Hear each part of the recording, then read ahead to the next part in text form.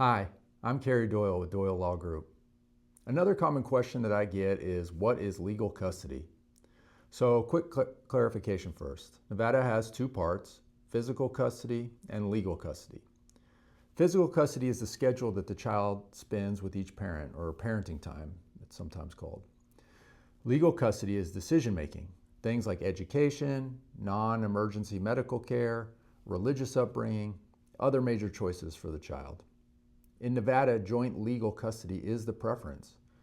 Legally, there's a presumption that joint legal custody is in a child's best interest. So what can the court order? Well, first, there's joint legal custody. That means both parents share decision making and are expected to communicate and cooperate on major issues. If they can't come to an agreement, they can bring their issues to the court and the judge will decide.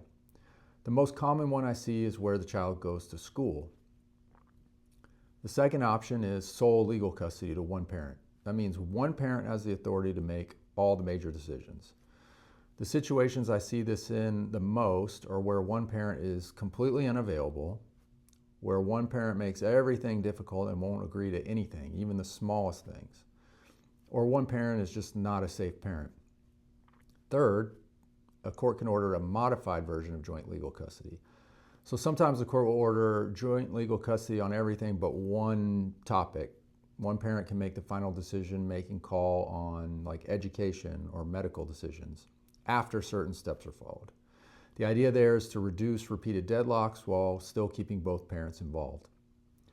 So how does a judge decide whether something other than joint legal custody should be awarded? Well, the court focuses on the child's best interest. And some factors that often matter in these cases are the level of conflict between the parents, whether the parents can cooperate to meet the child's needs, which parent is more likely to support the child having a continuing relationship with the other parent. They'll look at the child's needs and whether one parent is more suited to care for those needs. The court can look at any serious safety concerns, like I mentioned, drug use, domestic violence. The statute sets forth a bunch of different factors the court can consider. So if you're a parent and the other parent refuses to involve you or even update you regarding major decisions, start creating a paper trail that you're trying to be involved. Ask when the next doctor's appointments are. Make sure you're on the paperwork at the doctor's office so you can get information.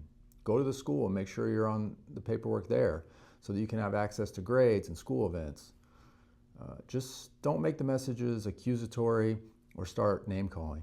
Remember, a judge is going to see these messages and will want to know what you have done to be involved. If all the messages are you asking for access, getting denied, and then flying off the handle when you're denied, it's probably not going to go your way. So I hope this answers some of your questions. Thank you.